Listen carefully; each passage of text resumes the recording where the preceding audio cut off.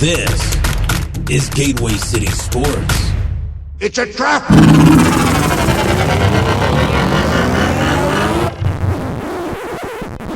Oh, I'm sorry. Did I break your concentration?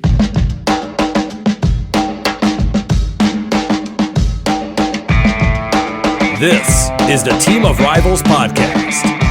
Everything you want to hear from the big sports to the big screen. He's all by himself, fires into the end zone. Caught! Touchdown! No! Vaughn into the windup and his first offering. Just a bit outside. He tried the corner of this. He doesn't like you. I don't like you either. Time winding down. Michael for three. Yeah! Yes! She is gone! I don't believe what I just saw. Go crazy, folks! Go crazy!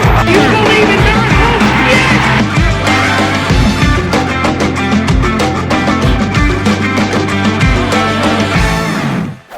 You may fire when ready. What?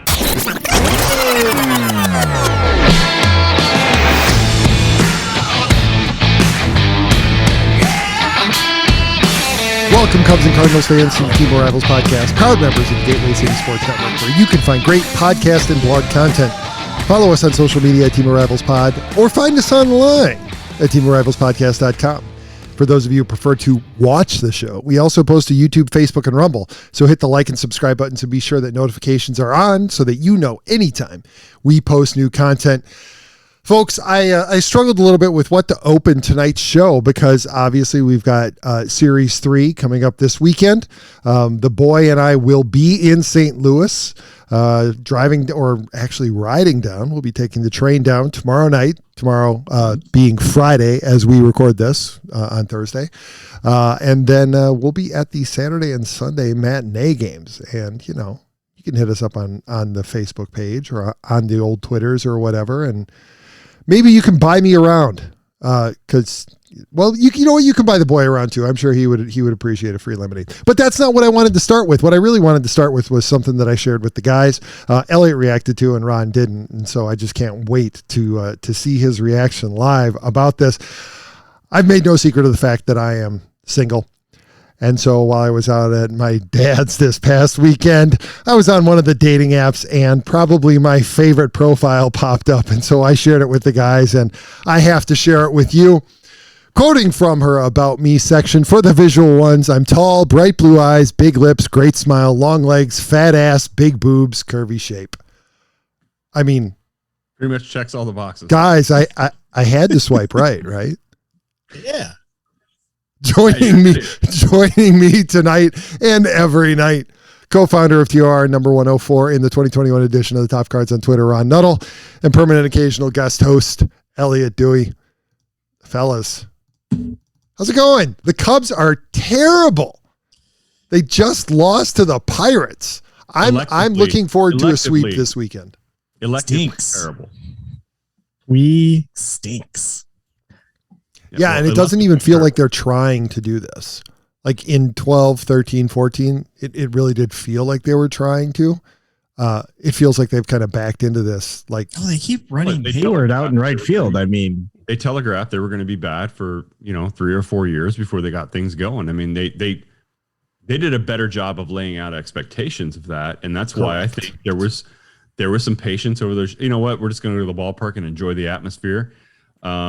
But we know it's not coming until 2014, 2015, and so we've got patience for it. And this next round of trying to do this obviously can't happen like it did before. Well, they're trying to sugarcoat it. They're trying to say they're not rebuilding when they are rebuilding. When you've got a record like this, you are better off saying that's what you're doing. Hey guys, you guys all remember 2016 and 2015? We had a little bit of a run in 2015. We knocked our rivals out in the playoffs. That's never happened. That was pretty fun, right? And then, hey, look, we didn't really care about the Mets series. We just knocked the Cardinals out of the playoffs. Everybody was happy. 2016, we won it all with all of these guys we acquired. During the time we said it was going to be a rough road, right? Very good job of laying out the tracks. Now, I don't think that this and I can't speak for anybody because I don't know shit, right? It's all fan theory, which is all the show is really. Can you do that again? Can you lay out hey, we're going to tank again? We better off doing that. And I kind of feel like maybe you were. But you go out and sign a Marcus Stroman. You're in conversations about, hey, is Carlos Correa in play here? You know, that rumor was floating around. And so off season, you get some fans like going like kind of that pivot, like, oh, wait a second. We dumped everybody last year, but now we're talking some big names. So maybe my expectations were like way higher than a Chicago Cubs fan in 2012, only to find out you got the same team that you got in 2012. So the setting expectations is, I think, key. But hey, look, man, they're going to fill those stands at Wrigley anyway. They know this. Well, I think it's going to start going down now. I was just going to say the same thing. I wouldn't bank on that for the end of the season. No, I mean, you're going to hit 4th of July, you'll hit All-Star break, and then, I mean, they're going to, as soon as Wilson Contreras is gone, you're going to see the fan base drop off big time. Well, it is interesting to see how that appetite changes from going from, you know, like that. Sorry, guys, I don't have a better description. It was just always the hey, if I'm outside of Chicago, they were referred to as the lovable losers, but that lovable loser kind of sentiment, right? Like, hey, you know, every 6-7 years they'll show up, they'll be competitive, and they'll go away again for a long time. And then, you know, that kind of sentiment was always there. And you give them a championship, does that appetite change? And like, you got to produce it faster. Like, your intervals are going to be less. Like, you can't wait that long again. Like, you've got to do it quicker and faster, and it's got to be more frequent. Or then do you genuinely start losing interest? And I'd be curious to see how that affects Chicago, but I still see it as, look, I still, you know, whatever highlights or games I do catch, it's still a pretty good crowd there, no matter what, you know, no matter what kind of condition the team is in right now. Now, you guys might be right, like mid-season, it may be like, this isn't worth jumping on the train to go watch anymore. Well, based on the ease for me of getting tickets when I went earlier in the season, a couple of weeks ago, and not only that, but also the price that I had to pay for it, it's already starting to happen. People are already dumping tickets. So I'm wondering, like, you look at the same, you know, if you could look at the same thing you observed, 10 years ago, Pete, was it the same kind of way? Or was it, hey, look, it's the atmosphere we're going down there for. Baseball secondary, quality of baseball secondary. And so we're just going down there for that. It'd be interesting to see how expectations may have changed over time. Now we've experienced winning. Is that now priority over just having fun, right? So it's interesting how that dynamic might change over time, and accessibility to the game. Like, I can watch it on my phone now. I can watch it pretty much anywhere I want. I don't have to go down there. So there's lots of factors in play. It's not one single thing. And I think baseball might be feeling that across the board. I agree. And you know, I think that I don't think that this was Jed's intention, and you alluded to it, right? When you're signing Marcus Stroman, when you're in discussions, when you make a serious offer for Carlos Correa, you're not trying to tank, right? You don't make moves like that if you're trying to lose. And all the reports was that the offer to Correa was legit. It just wasn't the same kind of deal he was looking for, right? He was either looking for something very short term or he was looking for something long term, and the Cubs landed in the middle. But I think that what has ultimately ended up happening with the Cubs this year is that they've fallen in that 10% range. Unfortunately, it's the bottom 10% and not the top 10%. They needed to be in that top 10% to be competitive this year. Obviously, they're not there. And we get what we get. So, gents, I'm heading down to St. Louis this weekend. What do you think? What's the likelihood that I'm going to see a sweep? Very likely. You know, it's weird though, because when they play good teams, they seem to elevate a little bit more. Sometimes, not all the time. Like when they played the Braves, they took 2 out of 3 down in Atlanta. Go to Pittsburgh, you lose 3 out of 4 to one of the worst teams in baseball. And not just lose 3 out of 4, but get blown out. Yes. In 2 of those games. Yeah. In embarrassing fashion. Hey, last night today was pretty bad too. After you come back down 7-2, you score 5 runs in the top of the 8th, and then you lose it in extra innings on just terrible pitching. That's not even a kick in the nuts. That's your partner going to sleep in the middle of the action. That's what that feels like. You really knew it was probably going to happen that way because your bullpen has been pretty bad. Pete just gave me just validated what I just said. So what Elliott we're looking at, talking through it, and Pete looked up at me, and you guys, nobody's seeing the video here. Pete looked at me as soon as I said that. He's like, "Yep, that's it." Pretty much. So the matchups for this weekend, tomorrow is Hendricks versus, is it Palante or Payante? Palante. Palante. Okay. So he's westernized. Undetermined versus Michaelis on Saturday. So that'll be good. It'll be good to see Undetermined on the mound against Miles Michaelis. Never heard of him. Maybe Michaelis can no-hit us. Is that going to be a call-up guy? No, most likely Undetermined will no-hit St. Louis. I think it was supposed to. It's Killian's turn in the rotation. Yeah, that's who I thought it was supposed to be. They faced him already, though. And then Sunday, Swarmer versus Flaherty. So that'll be a great getaway game.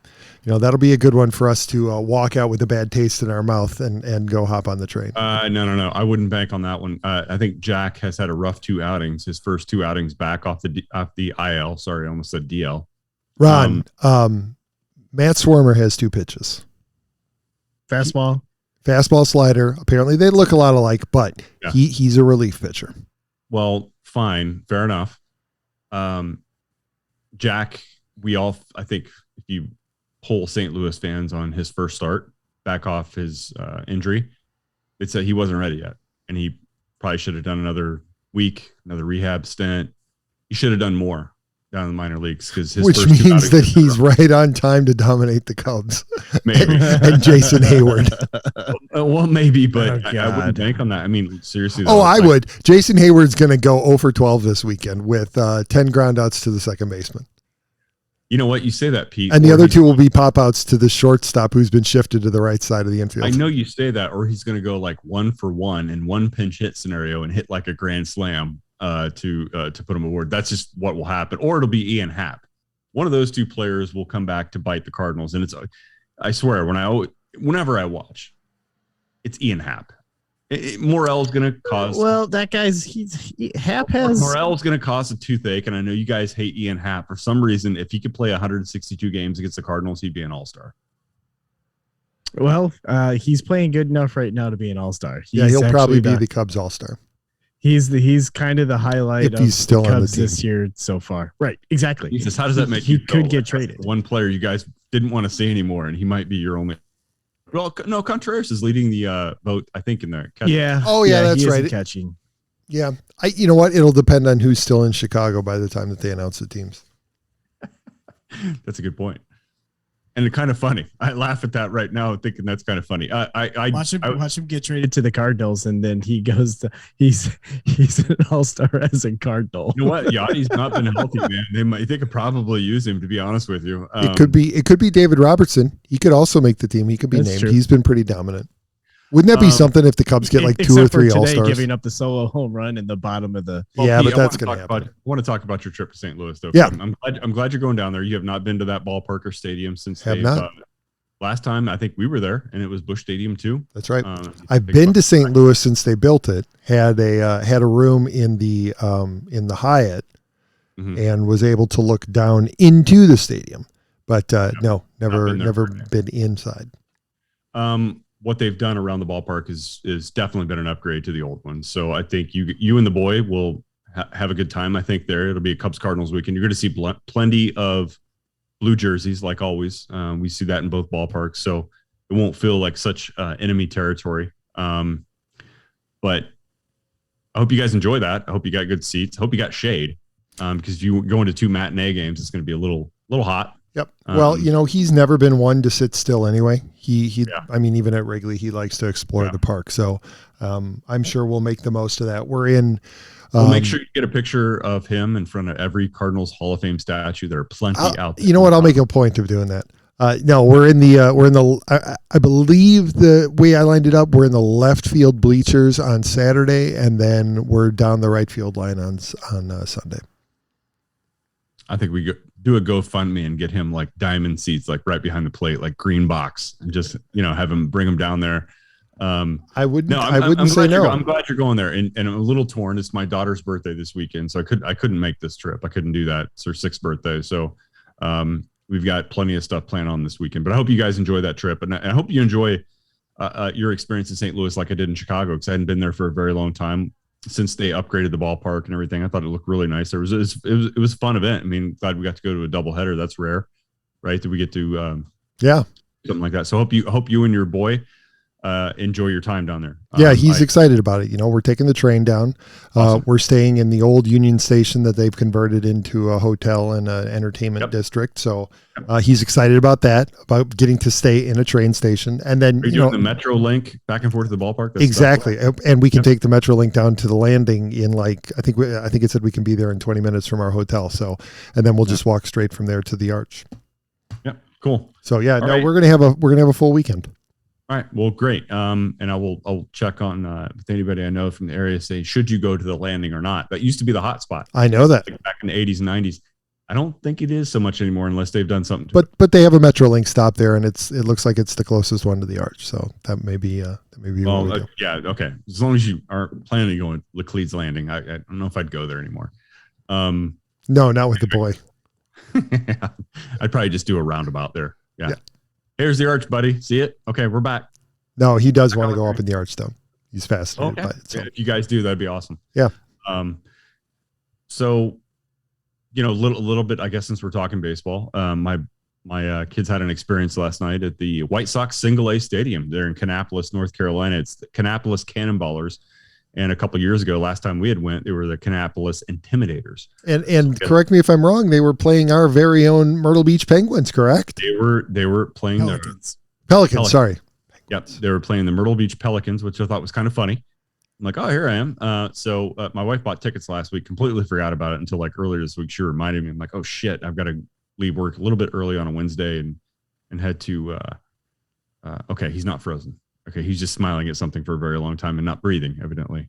I thought maybe my internet had cut out again. But, it's a White Sox Single A, so it doesn't excite me that much. But the kids get to go to a ballpark, and it's cool. One of the ushers that was in the section, and, of course, there's no bad ticket in a Single A park, right? You're all pretty close, good views. New stadium, too. Last time we went there, it was the older one. It's newer, upgraded. Atrium Health System sponsors it, so it's a pretty nice venue. Usher that was in our section also works with the boys at Sylvan Learning Center. They've been going there over the summer to catch up on reading. They were out during a critical time at their age where reading's an important thing. And I've got a 9-year-old who is he's probably a better reader than me, but he fell a little bit behind. I'm an audiobook guy. He probably would be too if he's an adult like me. But they've been going there working with him. His name's Hunter. Big guy, good guy. But he got him a game-used ball as soon as they walked in the park, saw him. So he knew you guys were coming. He didn't know we were sitting in his section, but he knew we were coming. Cool. So we went there. He got the boys a game-used ball, minor league ball, but whatever. It's still pretty cool for them. And then randomly, a grounds crew guy comes up and asks our kids, do you want to put the bases on the field? Had nothing to do with the usher or anything. Like he'd never seen this happen before. They came up and took all 3 kids, as parents. We went with them and they got to put the bases on the field as the grounds crew got the field ready. I thought that was pretty neat. Put a video out there on Instagram. Completely random, but it was kind of cool for them. And then later on, it gets even more unbelievable. That same usher comes down. He's like, hey, you see that guy sitting up there on the first baseline? He's like, that's a White Sox player. He's on rehab here. His name's Eloy Jimenez. Former Cub farmhand, by the way.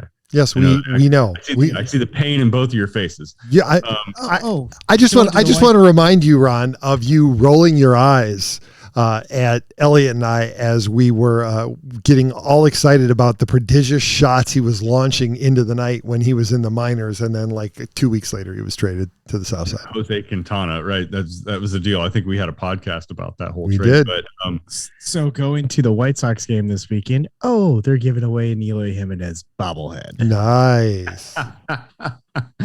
And but he was up in the stands. He was just eating a little snack or something up there, and Usher told my boys about it. So the kid behind him had a Sharpie pen, and my 2 boys and the kid that was sitting behind us went over and asked him randomly, hey, can they have his autograph? He gave me his autograph, smiled, took pictures of it, and it was pretty cool. I wouldn't have known that was him. I would have no idea. And I don't think anybody in the ballpark knew that he was there. But boys got an autograph, and then unbelievably, to top this all off, the shirt throwing thing that they always do from the dugout tops. They got one. Sam got a goddamn shirt. Of course. Yeah, I made sure to tell Sam, like, this doesn't happen. Every professional game you ever go to, like, this is probably none of this is ever going to happen again. Just to let you know, don't expect this every time you're able to go to a game. And it's been, years since he's been to a major league game. We try to go to minor league games.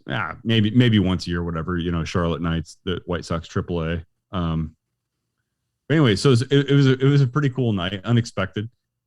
Eye rolling when I realized I had to go to it that night. I'm like, oh shit, do this on a hot night. It was like 99 degrees. So it was pretty hot, but it was fun for them. Good experience. So who impressed you? I mean, I understand we're talking about low A, but who impressed you? There was a pitcher the Cubs had named Hodge who started the game. Caleb Hodge? Or yeah. No, not Caleb. Yeah, I know. All I saw was the last name on the scoreboard. He was going 95, 96. He just lost a little bit of control about third or fourth inning, gave up a couple runs. Pelicans, God, who got me saying the Pelicans? Is that their name? It's the Pelicans. Yeah, it's the Pelicans. Okay. They ended up pulling it out 5-3, but we left and it was 3-1. Kannapolis. That late, 9:30 on a what would normally be a school Wednesday. Started getting pretty, bored with the game, so we left. But they ended up pulling it out. But he started the game. I'll tell you what, the Cubs single A, they have like two guys in the middle of that lineup. They're loaded. Alcantara, and another guy who, first baseman, his batting average is shit, like 145. Started with a W. Long name. These guys are like 6'8". I mean, they are. Alcantara's a monster. Yeah, they're tall. Alcantara, he was the cleanup hitter. Those guys didn't do much in this game, but I was impressed, I think, with the pitcher Hodge. I mean, he was throwing 95, 96 consistently, mixing in like an 88 mile an hour off speed pitch, which sounds ridiculous, right? Like an 88 mile an hour changeup. And at low A. At low A, but I think obviously he's there for a reason. It's control. It showed up later in the game. I think he walked 3 or 4 guys in one inning. And he's only like 19 or 20. Porter Hodge is his name. He's only 19. Doesn't matter. He looks like he's 45. Yep. He looks larger than life kind of individual. When you're down that close to the field in a minor league stadium, you're like, holy shit, this is why I didn't make it. So pulling it up, looking for the name that who was probably at first last night for you. Yeah, Kevin Alcantara. The Cubs are very high on. Was PCA in the game? Their center fielder, Pete Crow Armstrong. He moved. Up. They moved him up. No. That's right. He's it. Yep. Yeah, I'm on their website. So for you audio guys, while you're fascinated with this, these guys are looking up all these. There are just too many of them. That's the problem. Yes. So the Cubs team had a larger team. If you looked at like bodies compared to what Kannapolis offered up, it looked like 9-10-year-olds playing 11-12-year-olds. Yeah. Well, that's what we like to hear. And by the way, speaking of which, the team just won they officially won the first half championship. So I mean, they're do they get a ring for that? Yeah, they do. They get a ring. They're walking around with rings. It's the we played better than the parent club ring. Was it Matt Workenden? Yes. Okay. Yes. Yeah. He's not even he's not even one of their top prospects. He's just a monster. But he was a monster. 6'6", 250. 6'6". Shit. Oh my I guess. God. I mean, these guys are big. Now, he was whiffing on low and away off speed pitches, which is a telltale sign. Like that's what we see. Right. Well, yeah, and can't he's recognize that pitch. Can't. Yeah, and he is he's 25 years old, so he's not going to make it to the show. He'll be a college coach somewhere. Yep. Maybe. Hopefully not a hitting coach. Did Kevin Made play? No. Okay. He usually plays like he might have the best glove in the system. Yeah. So I imagine everybody tomorrow. Kevin Made did play. Did he? Okay. Shortstop. Well, I wasn't paying attention, but So I imagine everybody on their iTunes is hitting the fast forward 30 seconds since we get done talking about minor leagues. I can just see it right now happening. Hey, they're more fun right now than the major league teams. Well, at least for the Cubs. You know what? The Cardinals have been many years too. Like where it's been like, I'm more interested to see what Ivan Herrera is doing out in AAA or somebody else. So I get it, right? Especially when there's not much to crow about at the major league level. You're looking down south to be like, can you please send our wave of reinforcements up? Any day now would be nice. Elliott, I think that you and I need to figure this out. We need to pick a date this summer. We need to drive out to South Bend and catch some of the prospects. We could do a live podcast. We could record it, whip it, we could cut it together and send it to Ron, and he'll promptly just delete it. But that's okay because we'll have the original file, so we'll post it anyway. I couldn't convert your iMac file over. Right. Hey, I'll bring my PC. I'll record it in a regular format for you. Bring one of those Zoom, whatever. Zune, the Zune. Yeah, you can record the podcast on. Those always work spectacular. I'll hit up my radio station at the school, and I'll borrow one of theirs. There you go. He's got the connections. He does. I'm still waiting on that voiceover from that guy. So to round out the baseball news, I guess, the Cardinals split the series with the Brewers in enemy territory. Funny today reading conspiracy theories on Twitter about they turned fans on to blow out certain Brewers home runs, but turned them off when the Cardinals were up. That's not a new conspiracy. Okay, well, it is to me. What about the lights? First time I'm hearing about it, and I just, guys, to me, it sounds completely ridiculous. It really does. Yeah, the likelihood that could actually affect a ball enough to drive it out, I find hard to believe. I do too. I mean, what do they have, like industrial blowers in left field? Yes, they do. But still, I mean, you would think that like the specific trajectory that a ball would have to take in order for those blowers to be able to affect it is so small. Right. It's the same chance. The chance of a home run either being knocked down or helped by that is probably the same chance that the Cubs had of winning the division this year. I would think you would have a better chance of like an F-18 engine firing up over there in left field ball, like blowing thrust. Exactly. In order to get a ball to be knocked down that far. Right. So to me, like hearing this kind of shit, and then LED screens, like when a Cardinals outfielders chasing a ball to the wall, they lighten up the LED, advertisement shit on the wall to blind the outfielders who we can't lose the ball in the air. Like, I get it, right? I get conspiracy theories. I get how this kind of shit works, and maybe that does happen. Maybe they go, I'll put the Geico ad up because that's a really bright light. I mean, seriously. First of all, the guy's not looking at the light, looking at the ball, which is up. So I don't. Now, where it would help is if you put the Geico ad up when it was going to be a slider, because then Christian Yelich wouldn't have to so obviously look to his bullpen to see what the pitch is that's coming. He could just recognize it's blue or it's green or it's red. Maybe that's when they flash the Gecko up. Hey, off speed. There you go. Right. When it's a State Farm ad, right? It's red. Obviously, it's a fastball. Mm-hmm. Okay. When it's yep, right. Dead red. When it's a changeup, I mean it's green, obviously, because better be swinging. Any color, pick a color. Yeah.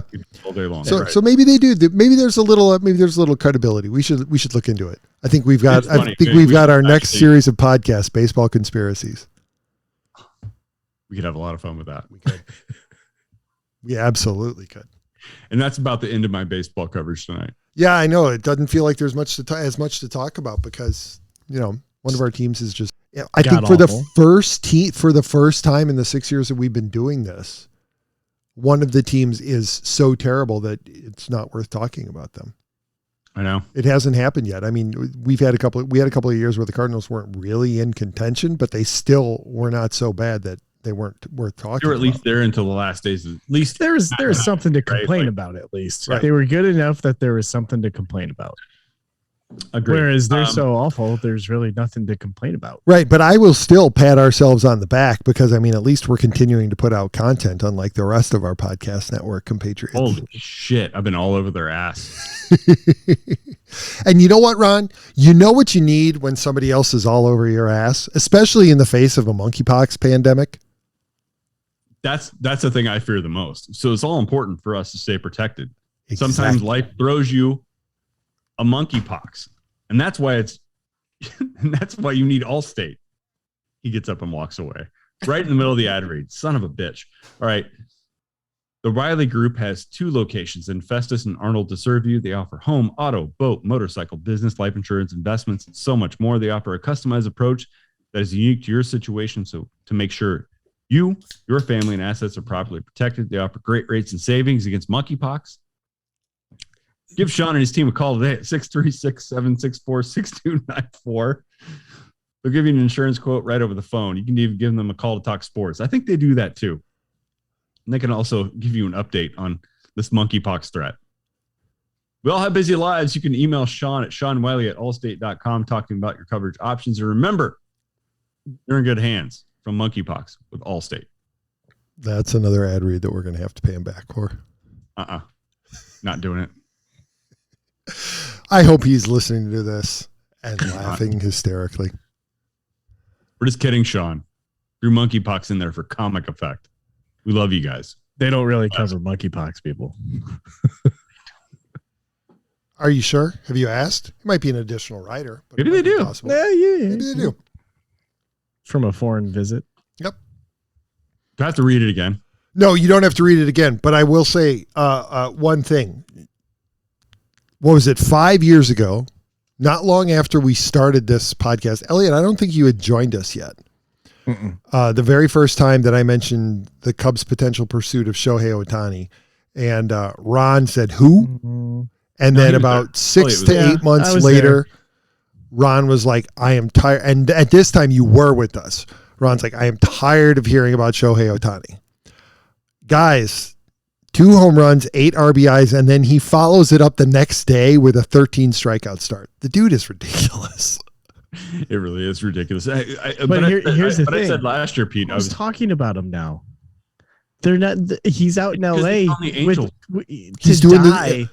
Mike Trout. Yeah, he's Mike Trout 2.0. He's doing ridiculous things that nobody has ever done and nobody knows or cares. Nobody knows. But the MLB.com machine tries to promote him all the time. It doesn't work. But who goes to MLB.com? People go to their home team's website. No, Elliott, no. Like guys like you and me don't, because we know it's a bunch of like spit the corporate line bullshit. And MLB.com offers nothing of insight. Nothing. I mean, Lovie Smith of injury reports equated to MLB.com. Like they don't give you anything worth talking about. Nothing. I get it from a marketing standpoint of wanting to be closer in time zone to Japan. Right, I get wanting to be closer just to be able to get there, and I'm not sure. I'm not. But he made a huge decision. He made a huge mistake going to the Angels. Agree. Totally. Imagine he should have gone. He should have gone to Seattle, San Francisco, the Dodgers, or being a little bit of a homer here, the Cubs, where he would have been in much more of a media spotlight. He's not going to be in the media spotlight in California because the Angels are what? The 3rd most covered team in that state? 4th, maybe? The Padres may get more coverage than the Angels. The Padres get more. Not to mention, Pete, they've been a perpetual disappointment for like a decade now. Right. Like they throw checks at people and to try to buy their way in. I mean, they are like a shitty poker player tries to continually buy their way in and gets knocked out first or second hand. I mean, that's just what the Angels are. And unfortunately, we've had the best player of this current generation. You know, he had Albert, I think, was candidate last time. Yep. And now it's Mike Trout's time. He's spending his time like Tony Gwynn did with a team that doesn't know how to get their shit together and do it. I really hope that at the end of this contract, Ohtani signs with the Yankees. If he wants to get maximum value out of his ability and his ability to do both or anything, yes, I agree with you. He needs to go to a big market team. Yep. And just blows up. Or the Mets, yeah. When is his contract over? I don't know. I think it was only a 6-year deal. I think that sounds right. Yeah, but what does that put him at that point? It doesn't matter. He's still probably in his 20s. I mean, he was pretty young when he came over, maybe 30. But was he 23 or 24 when you're going to keep asking yourself, Elliott? You already see Pete's eyes. Look at it. I know. He hits the open market at the end of next year. He'll be 29. Ooh. So he's got a couple prime years left. He's only making a little bit of a choke. He's only making $5.5 million this year. He's gonna get a huge fucking contract, and he's ARB eligible next year. Can you imagine the pay increase that he is going to get when he goes through arbitration this winter? It's going to be ridiculous now that imagine this, Pete, too. He'll break the record. What is it, like 22? Yeah, 23? he's gonna get like 25-30 million. Yeah. Elliott, stop cock blocking me. Wait a second. Hey, you told me to talk more. So I know. But I'm walking that back now. When I was dogging on him, you know why, Pete? Let's put it in context. It's like he hadn't done anything yet. Yep. And they're putting his picture next to the championship Houston Astros, who we didn't know were cheating yet. But we suspected it. But no, not even during that time. Not when they won it. But they put his picture up like, does he instantly make them contenders? I'm like, well, fuck. First of all, your first flaw is it's the Angels. So of course, you could give them the Yankees' current lineup, and they wouldn't be contenders. They would manage to screw it up somehow. But I'm just saying, like, that's your first strike with me. Yep. Like, it's the Angels, and they try to buy their way in every time, right? Second, he hasn't thrown a pitch or taking a swing against a major league player. So don't declare him champion yet. So I was dogging his ass, and it wasn't because of him. It was because of the way the marketing was treating it. I didn't like it. I'm like, no, let's while ignoring a guy on his team who's the best player on the planet. Like, before you say Shohei makes them a contender, why don't you talk about Mike Trout, who's actually on the fucking team? Okay, and has done it and proven it. They didn't do that. It irritated me, but I'll walk it back, man. I was wrong. I'm like, he didn't prove anything. It took him a couple of years. He wasn't an instant success. Yeah, he had some injuries. Well, he had the Tommy John stuff to go through, so that's going to happen, right? And the inevitable adjustment to the United States, to the Major League Baseball style of play, all of that. But he's actually exceeded the hype. I will admit right now, like, he's done it. Like, he is actually the real deal. Like, he can do both. Yep. And I couldn't agree with you more, Pete. Like, watch the fuck out. Artie Moreno can't write a check big enough to keep this guy. Let me ask you something, Ron. Is there, at the end of 2023, will there be anybody more stressed than Artie Moreno? Here's what I hope, Pete. I hope that he drives up Shohei's price so much. I know where you're going, but I don't want to go there yet. I'm not ready. It's a hard read. I want Artie to be so stressed that he drives the price up so fucking much that somebody overpays this guy $1 billion. He could. You know what? I know that that's a joke, but it's not out of the realm of possibility. It's going to be in the realm of possibilities. I'm predicting it right now. $1 billion contract. Sure, why not? But it'll be one of those 40-year, terms of service contracts. 25 years. I could see 500 million. No. I was saying $1 billion. I was being like, I was exaggerating. Facetious. No, I think that what you're going to see in his contract, you're going to see the highest AAV years or length, whatever. I don't care about that. I'm talking like you're going to see the highest AAV of Shohei Ohtani when he's a free agent. And I don't think that $50 million a year is out of the question. I don't either. I think I'm totally with you, man. I think that, you know what, if the market's willing to pay that, I'd be an idiot to say he hasn't earned it. And why wouldn't you? Especially if you're a major market team, one that can afford it, and two that thinks that they're that player away from contention, given the marketing potential that he offers. Marketing potential. Hold on. Wait, you're blowing right past the term that our favorite agent has put out there. The prestige value. Yeah, but you know what? I don't think that Ohtani carries prestige value, because we now know that prestige value means complete flop in your contract. The industry has not caught on to that like us. There's still owners that eyes will dilate over a name, and they will do whatever is necessary. Yes, we know, and his name is there's a bunch of them. Well, but primarily it's the Washington Nationals. That's one of them. That could be the team. Yankees. Honestly, I wouldn't say they plan. I bet they have in their business model, we're going to overpay for shit, and that's just put in our financial model. There you go. There's no way they don't do that. And then you get teams like Seattle who can't afford that, or San Diego. They're newcomers to this game. They're just learning how to do it. They're just learning, like, shit, we're going to throw money away. Instead of panicking and selling them all off, they're like, fuck, we're going to have to put out a plan to eat it for a few years. Yep. Like they're catching up. But there are teams we know that can, literally piss money away. And it doesn't really matter. There are a handful of them. And one of them, Ohtani's going to go to. You know what? For his marketing value, it's probably the best move. Yep. So, yeah, we're aligned. Interesting. I didn't want to be aligned, but I'm aligned. Weird.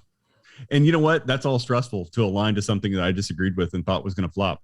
And I was wrong. It's stressful. You know what else is stressful? Admitting that you were wrong? And buying a car. I hate it.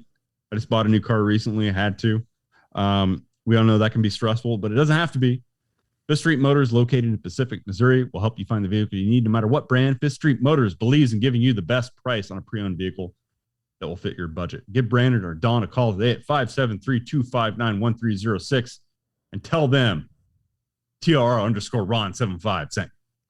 There you go. All right, so that's it. We're going to wrap it up. That's baseball. We're going to talk about our nerd thing again. And then we're probably going to take a couple months break, because there won't be any more nerd content for a while. Elliott, were you signaling a smoke break there, or what were you doing? No, I was saying goodbye to baseball. Sammy Sosa style. Oh, I thought he was saying he needed a smoke break. Me too. No. So for those of you who are signing off now, if you enjoyed the episode, break? What's that? Does he need a vape break? Yeah, he needs to go out and he needs to get his Juul now that they're illegal. Okay. What you can't see, folks, is that Elliott did indeed take a vape break. This might have been the best 15 seconds of the show we've ever done. Could be. Just so you know, so we are in section 193 on Saturday, and section 139 on Sunday. I go so rarely. I splurge a little bit for the view of. I want the view from behind, somewhere behind home plate, even if it's upper deck. Yep. So that you get the arch. Yeah, so you get that whole view and everything. Yep. Yeah, I thought about it, but I kind of felt like since we're going to 2 games, that it would make more sense to. And my God, the tickets are so much more affordable at Busch than they are at Wrigley. I'm sure. It's ridiculous. But who did I get tickets from that one year? Oh, Cromer from Two Birds one year, right? Like 2 rows behind the Cardinals dugout. Okay. But you know what? I don't like that view. I like being farther up and back to get more of a. Yeah, me too. Let's see. So we are. Oh yeah, that's right. We are right by the Cubs bullpen.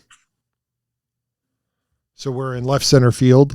We'll actually be able to look into the Cubs bullpen on Saturday. That'll be good. That'll be a neat little thing for him to get to see players a little bit more up close. And then section 139, unless my memory escapes me, it's down the right field line. It's not too far from first base. Okay. So maybe Albert to get a start and his last. He'll kind of point to me as he's coming off the field. He'll throw me the ball. If you enjoyed this episode, don't forget to comment and subscribe. And if you want to help spread the word, please give us a 5-star review. Tell your friends to do the same. We're available on Apple Podcasts, Spotify, and wherever else you listen to podcasts, as well as Rumble, Facebook, and YouTube. Kenobi! Season finale of Kenobi aired yesterday. I think I know how you gentlemen feel. I can assume. And you probably know how I feel. Very dramatic entrance to the end of a series that we were all looking forward to. It's very a good way to kick it off. Yeah. All right. So get into it. Okay. Here's what I would say. This kind of summarizes my feelings about the whole series. Yeah. This summarizes my feelings about the whole series. What did this add to the greater Star Wars arc? Because I feel like the Clone Wars animated series fleshed out so much of the prequels that it actually made the prequels better. Rogue One fleshed out the moments before Episode 4, and while it didn't make Episode 4 better, it put it into a whole new context. Did this make the Star Wars saga arc better for you? If it didn't exist, probably not, Pete. It probably didn't add. If I'm being honest, I could have in my own headspace assumed that, Obi-Wan was a shit wreck his first 15 years on Tatooine and had some kind of moment that happened where he remembered his purpose, remembered who he was, remembered how to be a Jedi, and everything came back to him. Because we saw the scene in Star Wars Rebels where he took out Darth Maul, very calm, 2 moves, very locked in, very focused Jedi. But you knew from the end of Revenge of the Sith to the point we saw him in Rebels, which before Kenobi ever happened, that was it. It's all we knew, right? That was the only facts we had. We had to know he went on some kind of emotional journey in between, right? You couldn't just be in the center of the universe, the center of all the action, a Jedi of the highest order, in the middle of everything, to being reduced to hiding and protecting a boy that nobody knew about. You knew he had to internally go through a lot of stuff.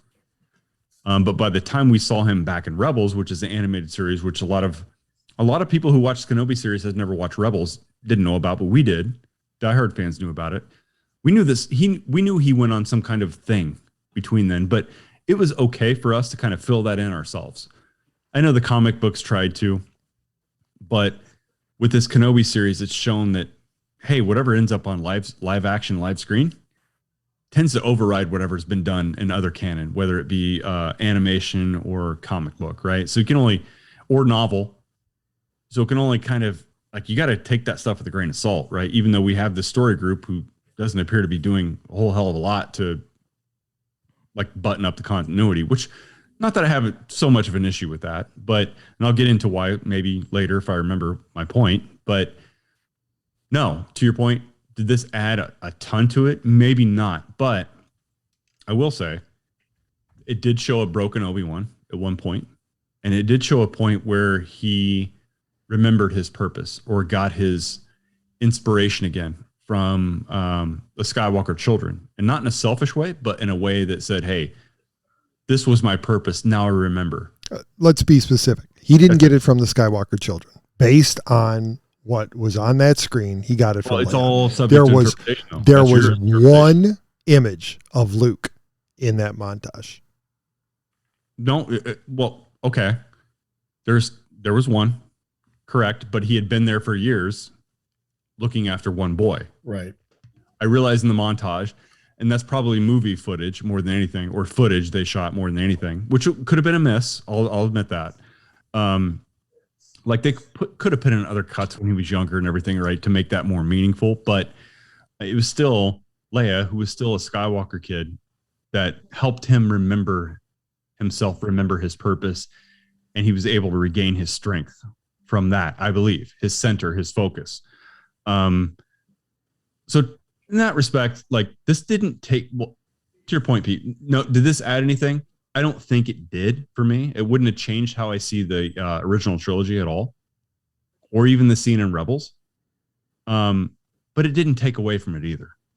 I'll tell you, I think I've been trying not to be too precious about it. I thought that it did take away from that scene in Rebels, because the sudden appearance of Obi-Wan when we weren't expecting him in that Twin Sons episode was huge. And now it doesn't carry the weight because, we had the Obi-Wan series. So we were going to, it takes away. It for me in retro, and it's not like I've gone through and I've watched Rebels since yesterday, but for me, it removes some of the emotional impact. What about you, Elliott? I kind of compartmentalize that section of Rebels separately. But I'm not talking about Rebels in general. I'm talking about like this whole series for you in general. From the series out, it didn't really add a whole lot. The only thing that really impacted from this series to the movies was the part where Anakin tells him that Obi-Wan didn't fail him. It wasn't his fault. Best moment of the whole series. Yes. That is where they should have started writing this series from. You write this series from that line and you say, this is where we need to get to. How do we get to this moment from the end of Revenge of the Sith? That should have been the series. And Pete, I totally don't disagree with you. I totally know where you're coming from that, because the part I went back and watched this last episode twice, and I watched from that moment when they had their confrontation in this last part 6. I went back and watched that again before we got on tonight, because I still think that was very powerful. Even that. Yeah, it was huge. If you had imbued the whole series with that level of risk and that level of importance, this could have been groundbreaking. Well, because I totally agree with you, and I know where you're coming from. Like, you can almost fast forward the entire series before that was kind of, you could say we didn't need any of that, and you'd be right. I would agree with you. I also did find value in finding the broken version of him in the very beginning. I did find value in that. And you could have had that, right? You could have said, okay, so this is where we need to get to. Mm-hmm. So what are the things that we feel are necessary? What are the things that are important? They chose the catalyst to be Leia. Right. And I think that was a huge miss, because now it has made her message to Obi-Wan confusing. Yeah. Confusing at best. Yeah. Because, you can't tell anybody, right? Nobody can know that we know each other. And yet she's recording this message that, if it's intercepted, still implicates her. It doesn't matter whether or not she knows Obi-Wan. There are plans attached to the message. So I mean, and that gets back to the criticism that I had last week and the week before. This is just sloppy, lazy writing. Well, and I want to get into the whole Reva thing later, but I want to stick to the part we're talking about here, the whole exchange between Anakin and Obi-Wan. And that was, for me, at least, so valuable. Like, here's why Rebels matters to me. Like, we saw an Obi-Wan in Rebels, that one scene, I know a lot of people won't know what we're talking about, had his shit together, focused. As soon as Darth Maul said the wrong thing, his face changed, and he was like, nope, you're not getting out of here alive. Well, and we know this is post Obi-Wan learning from Qui-Gon and learning what he needs to become that Master Jedi to prepare for his end. Well, fine, but there was a whole purpose Obi-Wan was there, that Yoda sent him there before, and that was to protect this boy no matter what. When Darth Maul said, "Are you protecting someone?" Obi-Wan, if you watch it, go back and watch Rebels. As soon as he says that, Obi-Wan's demeanor changes, and he's like, "Nope, battle mode. Yep. You're not." He's like, "No." And also, someone, because of the level of risk, no wasted motion, no attempts to save a life. Just this is done. 2 moves, done, efficient. Yep. And Ron, just to back it up a little bit, there, and again, and we talked about it before, and it still sticks with me. As you said, Yoda said, basically gave him this mission no matter what. Yeah. Until Joby Harold decided, well, but it's okay if he leaves Tatooine to go rescue Leia. Pete, totally with you on all these points. Like that to me felt like that didn't need to happen off planet. None of that did, but there are a few things I appreciate about that happening. But yeah, I'm with you. I would have expected, walking into this not knowing any better, that he's entirely on planet, committed to his mission, even though he's broken, but still holding on to that one thing that he knows he has to do. It didn't really seem he was committed to his mission. It just seemed that he was going through the motions enough to survive. Well, he was very desperate to not bring any attention to himself. And I believe Elliott wasn't because he was fearful of his own life. It was fearful that he would compromise the boy, right? Bring attention to the planet, bring the empire to the planet. And that's what I kind of expected to see. But we saw in early photographs and everything, he was clearly off planet. Right. It wasn't there. See, and that's where, and I was reflecting on it as I was heading into the city today because I had the time, and I was thinking, you still could have done this with Obi-Wan going off planet, but you needed something else, right? There needed to be the threat, and he needed to give off the impression that he was on the run from, like, it needed to be a feint, right? The reason that he's leaving Tatooine is not because he can't give the impression that he's leaving Tatooine to take them away. He needed to play up the fact that I was sloppy and I almost got caught and I need to get off planet. That wouldn't actually be the motivation, but there could be no giveaway that he was connected to children at all. It needed to be, he needed to give the Vader and the Inquisitors the impression that he was on Tatooine because he was trying to hide from them, and that they had caught up with him and he neneeded to get the hell off the planet as quickly as possible. In a perfect way they could have done that would have been like that one Jedi did show up. Right. In Tatooine, like, you brought heat here. I'm getting out of here to pull heat away. Yes, exactly. And that didn't happen. That was kind of a brushed off, like, it was to demonstrate how he had walked away from everything, right? That was a whole show of how he'd walked away. He's not the same guy. Well, and I get it. It was illustrating how much he had fallen from where he was before. So I know I get both sides of the argument, and but I do think that. That's one way it could have pulled him off planet, Pete. I think the only other way, which they chose to do, was to put the daughter at risk. Yep. And you know what I find funny about our conversation right now, guys, is that we're probably spending more time worrying about the proper use of Obi-Wan in this series than I think that the writers did, because it's clear that he was not, until the last episode, he was not their focus. Well, let's focus on the last one, though, because their focus was Leia and Reva. It was telling those two stories. But the last episode, I think they covered a lot of ground, and I would love to this have been spread over a little bit more time. But like that last confrontation with Vader was really good. I mean, it was really good. Yep. You know, whatever happened to him on that ship where they're getting fired at, and he decided to break off on his own and draw Vader to him. You kind of got the sense he was starting to get whatever it's called, mojo back, groove back, whatever.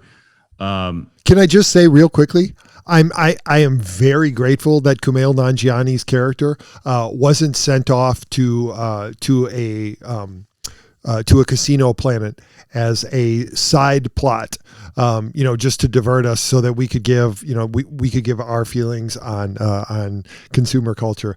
I mean, it was a much better application of the ship doesn't have hyperdrive and we can't get away from them than the Last Jedi's application of it. So, but you know what, I really wanted to see that comedian walk up to Obi-Wan after he had said, "Hey, take care of her," to be like, "Hey, I have talked to her and it did not work."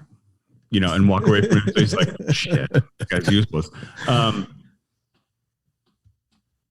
But he was an interesting character in this whole thing, and I like that character. Actually, didn't distract anything from me. I think the character I like, the new character that was introduced in this whole thing, was actually not Reva, not the Grand Inquisitor. And by the way, if we have any time to talk about the Inquisitors in general, how useless are the fucking entire Inquisitor corps?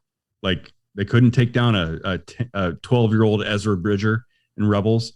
They were useless then. Well, once the Grand Inquisitor died in Rebels, yes, the Inquisitorius became useless. Yeah. I mean, although I have to say, he died at the hands of Kanan Jarrus, not Ezra Bridger. Right. I do have to say, though, but he couldn't take down the kid. The Grand Inquisitor standing next to Vader on the bridge of the Star Destroyer, trying to correct him. Well, no. But just the look of the two of them next to each other, man, what a nod to, and I don't think that they were trying to do it intentionally, but man, credit to Dave Filoni and his designers from Rebels on really nailing the design, because he fit standing next to Vader. Like, there was the design on that character. What they had done. Yes. Outstanding work. Much better than what they had done in the trailer clips, where we were all like, "What are we looking at?" Yeah. No, totally agree. But I felt like they kind of updated the look in the last episode of the Grand Inquisitor to match more what we saw in Rebels.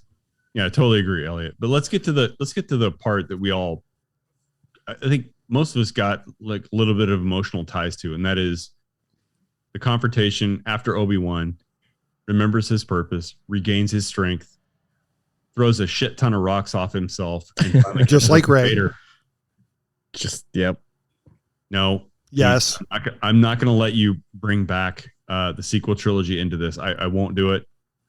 No, I won't do it. They're inevitable comparisons. No. I can't say you're technically wrong, but I'm not. Because I'm not. You got to see loads of The Last Jedi last night. Man, that's just shit. I know. It's a shitty thing to do right now, because what I enjoyed, what you're trying to rob me of enjoyment, is that I'm seeing Obi-Wan remember himself, remember how great of a Jedi he was, and become a great Jedi, and actually kind of kick Darth Vader's ass for the second time. And I genuinely enjoyed that part. I enjoyed him throwing a shit ton of rocks at him and then beating the shit out of that chest plate. That was a great move, and that's a Jedi move, and I thought that was really smart. Like he's like, you know what? This guy's really good, but I recognize a weakness here. I'm going to put the hilt of my lightsaber in this chest plate like 3 or 4 times, get him coughing, weaken him. Can I just say I'm a little disappointed that lightsabers are no longer sabers, but now they are like clubs that apparently when they hit people, they no longer. You are like one of those fucking nerds out there on the internet that like, well, he could have easily sliced that chest. Well, no. I'm just, Ron, look at all the times that lightsabers were used in this series. We were so looking forward to seeing lightsabers used again. How did we not see lightsabers used in the last scene? No, I'm saying they were used, except they're not like they were previously, where lightsabers were cutting off heads, arms, cutting bodies in half, killing people when they go through. Apparently, the only person who can be killed by a gut shot from a lightsaber is Qui-Gon Jinn. Everybody else survives it. I'm not wrong. I know. I was trying to find an argument to that. Well, you saw Obi-Wan like give himself up, but in episode 4, so I guess that counts. But well, yeah, that's when lightsabers started working again. Oh, yes. Wait, you're talking about episode 4 of Obi-Wan, not episode 4 of the good movies. Oh, I said episode 4. I meant episode. Episode 4. Obi-Wan actually died from a lightsaber. Yeah. Was that the last time? What? That a lightsaber killed somebody? Oh, fuck you. Han Solo died from a lightsaber. And that was a gut shot. That was a gut shot. How dare they violate canon? Gut shots don't kill people. Well, he did show up in episode 9. Yeah, but he didn't want revenge. The memory. Revenge is obviously the only motivator that keeps you alive. That's right. Gut shot. That's it. Revenge protects you from lightsaber gut shots, because the Inquisitor wanted revenge on Reva. Reva wanted revenge on. Well, that's not entirely clear. We didn't bother with explaining. We didn't bother with explaining that. We're boring the shit out of people right now. No, we're not, because there's Star Wars fans who are listening at this point. My wife, who is a novice Cardinals fan, novice Star Wars fan at best, right? She puts up with my shit. She was on the edge of her chair during this whole last episode. Now, she wasn't impressed with the entire series, Pete, and rightfully so. Like, I don't think any of us were. Some of those middle episodes were a little disappointing. They were. But the last one, she was on the edge of her chair, picking at her fingernails, like watching it. And I was too. I was on the edge, like, what's going to happen? The exchange between Obi-Wan and Vader, I think, was great. I think slashing half the mask off, seeing the face, having the dialogue that was there, I think it was pretty powerful. Yeah, it was a good scene. Yeah, it was a great scene. I'm not denying that at all. If there's any saving grace to this whole series, and to your point you made earlier, like they could have had a plan to end right there, and it would have been great. But they didn't, for whatever reason. But the way they ended it is the part of this I'll probably appreciate the most. Much like the second season of Mandalorian. Like there were certain episodes in there, were filler, didn't satisfy us, but the last episode was like, shit, it's kind of made all of it worth seeing. And this last episode was really great. And in terms of Obi-Wan, I think getting kind of that clean slate of, I didn't actually kill Anakin. Like he fell, and it was his own fault. Yeah, and I honestly, and again, that it gets to that line. If that had been explicated, like that's the guilt that Obi-Wan had been carrying. If that had been more explicitly laid out at the beginning of the series, it would have made that line even more powerful. Yeah. More powerful than you could possibly imagine. Like some of his sleep dreams or whatever being like, hey, I created this monster. Right? Yeah. No, I'm with you. I totally get that. But so all that happened. There was a last scene with Leia, which I thought was actually pretty good. I mean, with Obi-Wan kneeling down and saying, hey, you got these gifts from your mom. You got these traits from your dad. That was kind of heart tugging there. I mean, to see Obi-Wan talk to Anakin's kid, albeit Leia, not Luke. The only line we got with Luke was "Hello there," but which we were all waiting for. Which that was a huge bit of fan service. You're right. I honestly didn't object to that. But then there's the whole, yes, Liam Neeson showed up at the end. We knew that was coming, although I was not expecting to actually see him. I was only expecting her voice. I was a little bit frustrated by that. Yeah, because of the whole Clone Wars thing, which right.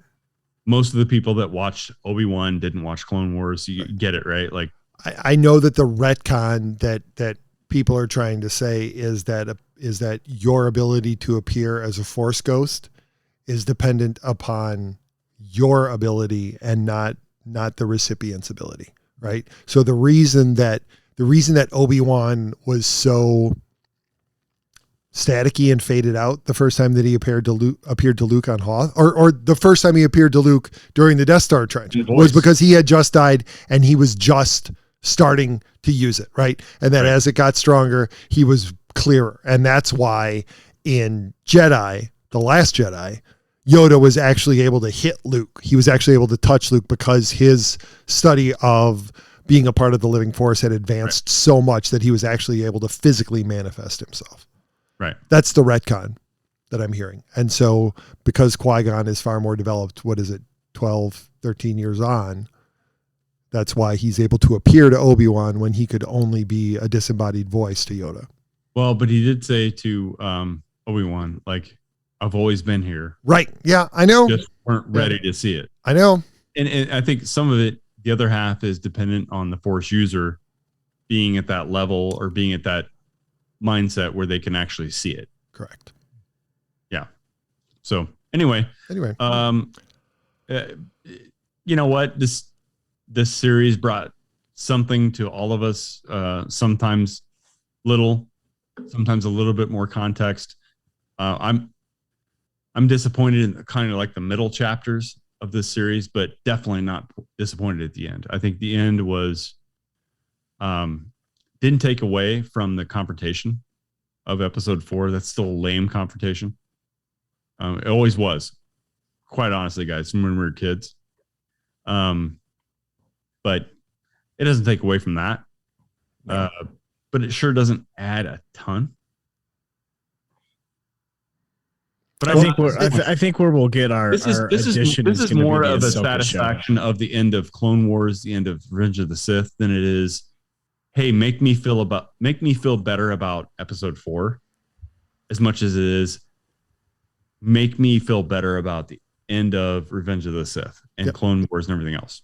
You know, we've talked about this a little bit, I think, but this has been kind of my frustration with the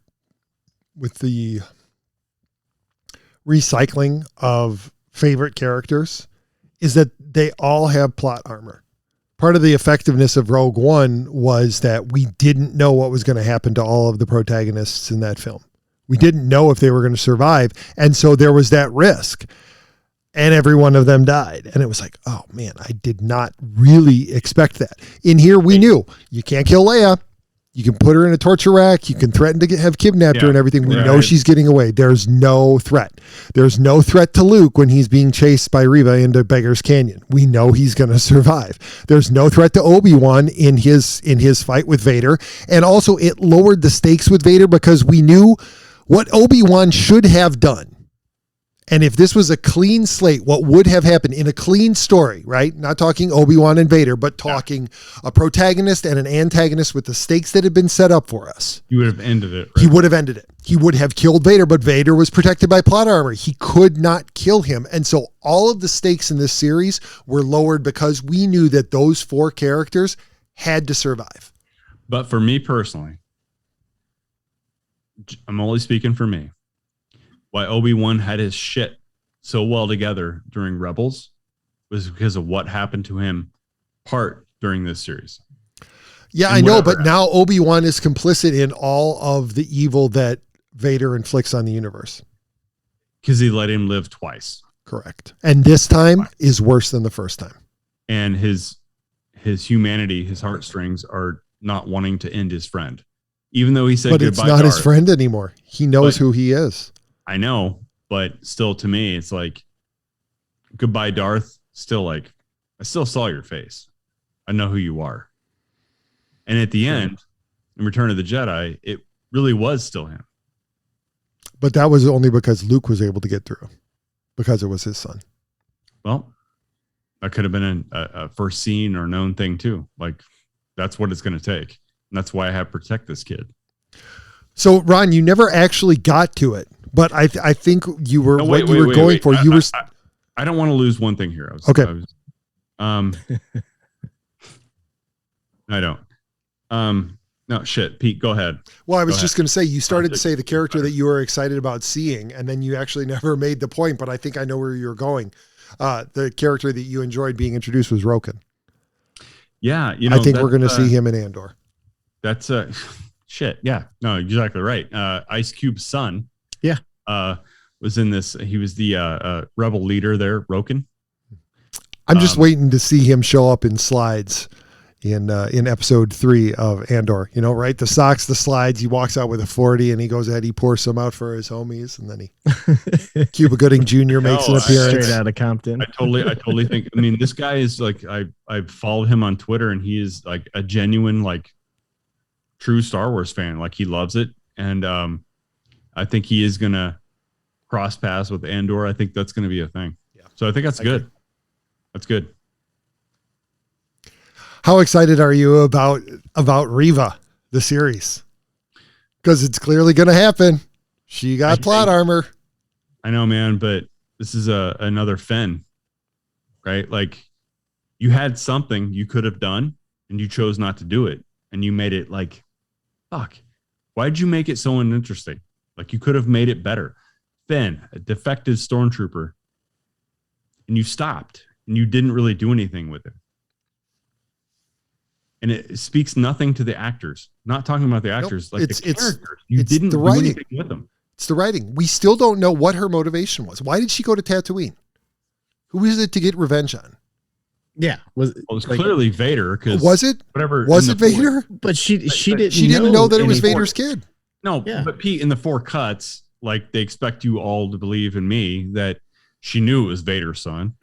But how? How does she know that? Nobody else in the galaxy does. It doesn't matter. They're overlooking all this. But it does matter. That's but that's the attitude that they had in writing this. It doesn't matter. No. I'm not saying I share the same attitude. I'm saying like that's what I think. Like, oh, they'll figure it out. Right. Right. And that's why we've ended up with substandard series being put out on Disney Plus. Yeah. Her character has been hugely disappointing. And honestly, what would have been the appropriate thing to do here is after she drops his body and apologizes and cries, she drops over dead. Because Obi-Wan can't leave a loose end out there. Somebody who knows. Sure, he can. You left a loose end out to murder the whole galaxy. But I'm just saying, like, that's somebody there. Like, as soon as Darth Maul said, "I know you're protecting a kid," like he wiped him out quick. Now you get a girl here who just like killed people and threatened him. Yeah, and that was another problem again that I had with the writing is just led a whole bunch of stormtroopers to kill a bunch of rebels, right? Exactly, and killed one of your only friends. What's her name? Oh yeah, Tala, and traumatized Luke. You can't, and I don't understand how that is, right? Luke is this complete innocent with his eyes in the stars at the beginning of episode 4. He just was traumatized. He was just chased out of his home by some woman dressed all in black. Yeah, he didn't see her carrying a lightsaber, but she's still chasing him. That's so traumatic. If somebody broke into my place right now and chased my son out the window, he would be so messed up. Well, I tell you what, I have a new level. Speaking of all that, and yeah, they told him it was going to be Tusken Raiders, and he probably believes that until he's like 19. But I have a whole new level of respect for Owen and Beru Lars. I mean, they were protecting that kid like he was their own. Owen was like committed, like he was a dad. That's a dad every orphan or stepson or anybody wants. That's the dad you want is Uncle Owen. So if I ever pass on my will, I'm leaving my kids to Uncle Owen. I don't know who he is, but that guy. Well, he looks a hell of a lot more like Elliott than me. So that's right. All right, Pete, we got to go. Yeah, we do. All right. I said it before, we'll say it again. If you enjoyed this episode, don't forget to comment and subscribe. And if you want to help spread the word, please give us a 5-star review and tell your friends to do the same. We're available on Apple Podcasts, Spotify, and wherever else you listen to podcasts, as well as Rumble, Facebook, and YouTube. Be sure to check out the other Gateway City Sports Network podcasts, including the Derek King Sports Show and Talking Sports in the Bleachers with Don Glenn. You can find Elliott on Twitter at TOR_Elliott. And you can find Ron at Ron75. Yeah, okay. We'll go with that.